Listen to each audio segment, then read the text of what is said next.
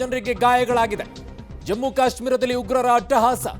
ಬಹಳ ದಿನಗಳ ನಂತರ ಪಹಲ್ಗಾಮ್ನಲ್ಲಿ ಪ್ರವಾಸಿಗರ ಮೇಲೆ ಉಗ್ರನ ಗುಂಡಿನ ದಾಳಿ ನಡೆದಿದೆ. ಇಬ್ಬರು ಸಾವನ್ನಪ್ಪಿದ್ದಾರೆ, 12 ಪ್ರವಾಸಿಗರಿಗೆ ಗಾಯವಾಗಿದೆ. ದಾಳಿಯ ಹೊಣೆ ಹೊತ್ತಿದೆ ಲಷ್ಕರ್ ಉಗ್ರ ಸಂಘಟನೆ. ಪಹಲ್ಗಾಮ್ನಲ್ಲಿ ಮುಂದುವರೆದಿದೆ ಸೇನಾ ಕಾರ್ಯಾಚರಣೆ. ಯಾರು ಎಷ್ಟು ಜನ ಇದ್ರು, ಉಗ್ರರು ಎಲ್ಲಿಂದ ಬಂದಿದ್ರು, ಎಲ್ಲ ಮಾಹಿತಿಯನ್ನ ಕಲೆ ಹಾಕ್ತಾರೆ. ಹೇಗೆ ಗಡಿಯನ್ನ ನುಸುಳಿಕೊಂಡು ಒಳಗಡೆಗೆ ಬಂದ್ರು ಇವರು? ಸ್ಲೀಪರ್ ಸೆಲ್ಸ್ ಇಲ್ಲೇ ಇದ್ದವರ ಅಥವಾ ಅಲ್ಲಿಂದ ಆಕ್ಟಿವ್ ಅನ್ನ ಮಾಡಿದ್ರ ಇವರನ್ನ?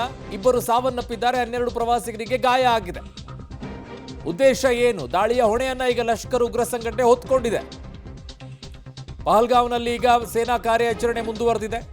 ಜಮ್ಮು ಕಾಶ್ಮೀರದಲ್ಲಿ ಶಾಂತಿಯುತವಾಗಿರೋದನ್ನ ಅವರು ಬಯಸ್ತಾ ಇಲ್ಲ. ಅಲ್ಲೇನಾದ್ರೂ ಆಗ್ತಾನೆ ಇರಬೇಕು, ಈ ರೀತಿಯಾಗಿ ಭಯ ಹುಟ್ಟಿಸುವಂತ ಕೆಲಸ ಆಗ್ತಾ ಇರಬೇಕು. ಅಲ್ಲಿ ಪ್ರವಾಸಿಗರು ಬರಬಾರದು. ಪ್ರವಾಸಿಗರು ಬಂದ್ರೆ ಅಲ್ಲಿ ನಾರ್ಮಲ್ ಆಗಿರುತ್ತೆ, ದೇಶ ಒಂದೇ ಅನ್ನೋ ರೀತಿಯಲ್ಲಿ ಆಗ್ಬಿಡುತ್ತೆ. ಅದಾಗಬಾರದು ಅನ್ನೋ ದೃಷ್ಟಿಯಿಂದ ಅವಾಗವಾಗ ಈ ರೀತಿಯಾಗಿ ಭಯ ಹುಟ್ಟಿಸುವಂತ ಕೆಲಸವನ್ನ ಜಮ್ಮು ಕಾಶ್ಮೀರದಲ್ಲಿ ಮಾಡ್ತಾರೆ. ಯಾವಾಗ ಅದನ್ನ ಉಗ್ರ ಸಂಘಟನೆಗಳ ವಿಚಾರದಲ್ಲಿ ಸೇನಾ ಕಾರ್ಯಾಚರಣೆ ದೊಡ್ಡ ಮಟ್ಟದಲ್ಲಿ ನಡೆಯಕ್ಕೆ ಶುರು ಆಯಿತು, ಅಲ್ಲಿದ್ದಂಥವ್ರನ್ನ ಹುಡುಕಿ ತೆಗೆಯಕ್ಕೆ ಶುರು ಮಾಡಿದ್ರು. ತದನಂತರ ಆಗಿರುವಂಥ ಬೆಳವಣಿಗೆ ಇವೆಲ್ಲ. ಬಟ್ ಏನೇ ಇದ್ರೂ ಕೂಡ ಮೊದಲು ಇರೋ ರೀತಿಯಲ್ಲಿ ಈಗಿಲ್ಲ. ಇನ್ನೊಂದು 2-3 ಹುಳ ಇದಾವೆ, ಆ ಹುಳುಗಳನ್ನ ಕೂಡ ಹುಟ್ಟಡಗಿಸ್ತಾರೆ. ಸಮಯ ಬರುತ್ತೆ, ಸಂದರ್ಭ ಬರುತ್ತೆ. ಈಗ ಅಟ್ಯಾಕ್ ಮಾಡಿದಂಥವ್ರನ್ನು ಬಿಡ್ತಾರೆ ಅಂತ ಅನ್ಕೊಂಡಿದ್ರೆ ಅವ್ರನ್ನು ಕೂಡ ಹೊಡೆದು ಹಾಕ್ತಾರೆ. ಜಮ್ಮು ಕಾಶ್ಮೀರದಲ್ಲಿ ಉಗ್ರರ ಅಟ್ಟಹಾಸ ಮಿತಿ ಮೀರಿದೆ. ಈಗ ಗುಂಡಿನ ದಾಳಿಯಲ್ಲಿ ಓರ್ವ ಕನ್ನಡಿಗನಿಗೂ ಕೂಡ ಗಾಯ ಆಗಿರುವಂತ ವರದಿ ಬರ್ತಾ ಇದೆ. ಕರ್ನಾಟಕದ ಅಭಿಜ್ಞವನ್ ರಾವ್ಗೆ ಗಾಯವಾಗಿದೆ. ಜಮ್ಮು ಕಾಶ್ಮೀರದಲ್ಲಿ ಪ್ರವಾಸಕ್ಕೆ ಹೋಗ್ತಾರೆ. ಈ ಸಂದರ್ಭದಲ್ಲಿ ಅತಿ ಹೆಚ್ಚಾಗಿ ಓರ್ವ ಗುಂಡಿನ ದಾಳಿಯಲ್ಲಿ ಕನ್ನಡಿಗನು ಕೂಡ ಸಾವನ್ನಪ್ಪಿರೋದು. ಒಟ್ಟು ಇಬ್ಬರು ಸಾವನ್ನಪ್ಪಿದ್ದಾರೆ. ಅದರಲ್ಲಿ ಅಭಿಜ್ಞವನ್ ರಾವ್ಗೆ ಗಾಯ ಆಗಿದೆ, ಕರ್ನಾಟಕ ಮೂಲದವರು. ಉಗ್ರರ ಅಟ್ಟಹಾಸ ಈಗ ಜಮ್ಮು ಕಾಶ್ಮೀರದಲ್ಲಿ ನಡೆದಿದೆ. 12 ಜನ ಗಾಯಗೊಂಡಿದ್ದಾರೆ. ಅವರ ಪರಿಸ್ಥಿತಿ ಏನಿದೆ ಎತ್ತ ಅನ್ನುವಂಥದ್ದನ್ನು ನೋಡಬೇಕು. ಈಗ ಸದ್ಯಕ್ಕೆ ಪ್ರವಾಸಿಗರು ಹೋದವರಲ್ಲಿ ಒಂದು ಆತಂಕ ಮನೆ ಮಾಡುತ್ತೆ. ಉದ್ದೇಶ ಏನು ಅಂತಂದ್ರೆ ಪ್ರವಾಸಕ್ಕೆ ಅಲ್ಲಿ ಯಾರು ಹೋಗಬಾರದು. ಜಮ್ಮು ಕಾಶ್ಮೀರ ಕೇವಲ ಮುಸ್ಲಿಮರಿಗೆ ಮಾತ್ರ ಸೀಮಿತವಾಗಿರಬೇಕು, ಅದು ಕೇವಲ ಪಾಕಿಸ್ತಾನಕ್ಕೆ ಸೇರಿದ್ದು ಅನ್ನುವಂಥದ್ದನ್ನ ಭಯ ಹುಟ್ಟಿಸುವಂತ ಕೆಲಸವನ್ನ ಮಾಡುವಂಥದ್ದು.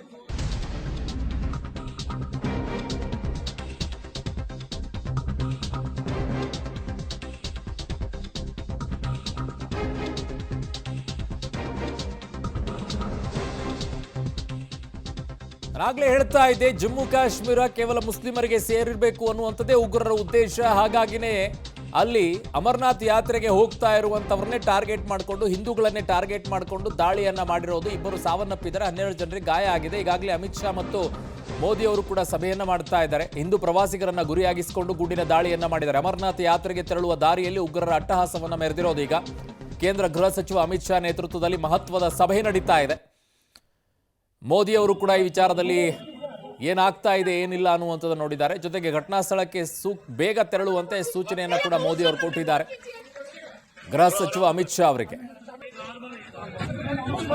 ಸಹೋದ್ಯೋಗಿ ಈಗ ಶಬೀರ್ ನನ್ನ ಸಂಪರ್ಕಕ್ಕೆ ಸಿಗ್ತಾ ಇದ್ದಾರೆ, ದೆಹಲಿ ಪ್ರತಿನಿಧಿ. ಶಬೀರ್, ಏನಾಗಿದೆ, ಯಾವ ರೀತಿಯಾಗಿ ಘಟನೆಯ ಬಗ್ಗೆ ಮಾಹಿತಿ ಸಿಗ್ತಾ ಇದೆ? ಶಬೀರ್. ಅರುಣ್, ಮಧ್ಯಾಹ್ನ 2:30 ಸಂದರ್ಭದಲ್ಲಿ ಈ ಘಟನೆ ಆಗಿರುವಂಥದ್ದು.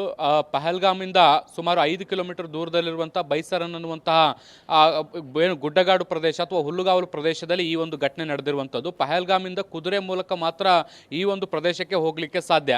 ಅದನ್ನು ಹೊರತುಪಡಿಸಿದರೆ ಇನ್ಯಾವುದೇ ಮಾರ್ಗಗಳು ಕೂಡ ಇಲ್ಲ. ಮತ್ತು ಇದು ಹುಲ್ಲುಗಾವಲು ಪ್ರದೇಶ ಏನಿದೆ, ಪ್ರವಾಸಿಗರಿಗೆ ಬಹಳಷ್ಟು ಅದ್ಭುತವಾಗಿ ಕಾಣುವಂಥ ಸ್ಥಳ. ಹೀಗಾಗಿ ಅಲ್ಲಿ ಬರುವಂಥ ಜನರು ಕುದುರೆಗಳ ಮೇಲೆ ಸವಾರಿಯನ್ನು ಮಾಡಿಕೊಂಡು ಈ ಪ್ರದೇಶದ ಒಂದು ವಿಹಂಗಮ ನೋಟವನ್ನು ನೋಡ್ಕೊಂಡು ಬರುವಂಥದ್ದು ಸಾಮಾನ್ಯವಾಗಿರುತ್ತೆ. ಸೊ ಈ ಥರದ ಒಂದು ಪ್ರದೇಶವನ್ನು ಟಾರ್ಗೆಟ್ ಮಾಡಿ ಈಗ ಭಯೋತ್ಪಾದಕರು ದಾಳಿಯನ್ನು ಮಾಡಿರುವಂಥದ್ದು. ಆ ದಾಳಿಯಲ್ಲಿ ಈಗಾಗಲೇ ಇಬ್ಬರು ಸಾವನ್ನಪ್ಪಿದ್ದು, 15 ಜನಕ್ಕಿಂತ ಹೆಚ್ಚು ಜನರು ಗಾಯಗೊಂಡಿದ್ದಾರೆ ಅನ್ನುವಂಥ ಮಾಹಿತಿಗಳು ಬರ್ತಾ ಇದ್ದಾವೆ. ಗಾಯಗೊಂಡವ್ರನ್ನ ಈಗಾಗಲೇ ಸ್ಥಳೀಯ ಆಸ್ಪತ್ರೆಗೆ ದಾಖಲು ಮಾಡಿ ಅವರಿಗೆ ಚಿಕಿತ್ಸೆಯನ್ನು ಕೂಡ ಕೊಡುವಂಥ ಕೆಲಸವನ್ನು ಕೂಡ ಮಾಡಲಾಗ್ತಾ ಇದೆ. ದಾಳಿಯ ಹೊಣೆಯನ್ನು ಲಷ್ಕರ್ ಎ ತೊಯ್ಬಾ ಭಯೋತ್ಪಾದಕ ಸಂಘಟನೆ ಏನಿದೆ ಅದು ಈಗಾಗಲೇ ಹೊತ್ಕೊಂಡಿರುವಂಥದ್ದು, ತಾನೇ ದಾಳಿಯನ್ನು ಮಾಡಿದೆ ಅನ್ನುವಂಥ ನಿಟ್ಟಿನಲ್ಲಿ ಮಾಹಿತಿಯನ್ನು ಕೂಡ ಹಂಚ್ಕೊಂಡಿದೆ. ಈಗ ಆ ಒಂದು ಪ್ರದೇಶದಲ್ಲಿ ಬಚ್ಚಿಟ್ಕೊಂಡು ತಪ್ಪಿಸಿಕೊಂಡಿರುವಂತಹ ಭಯೋತ್ಪಾದಕರನ್ನ ಹುಡುಕಿ ಹೊಡೆಯುವಂತ ಕೆಲಸ ಸೇನಾ ಕಾರ್ಯಾಚರಣೆ ಕೂಡ ಈಗ ಸದ್ಯಕ್ಕೆ ಶುರುವಾಗಿರುವಂತದ್ದು. ಸ್ಥಳೀಯಲ್ಲಿ ಈ ಒಂದು ಪ್ರದೇಶದಲ್ಲಿ ಸಾರ್ವಜನಿಕರಿಗೆ ಪ್ರವೇಶವನ್ನು ಕೂಡ ಈಗ ನಿಷೇಧ ಮಾಡಲಾಗಿದೆ.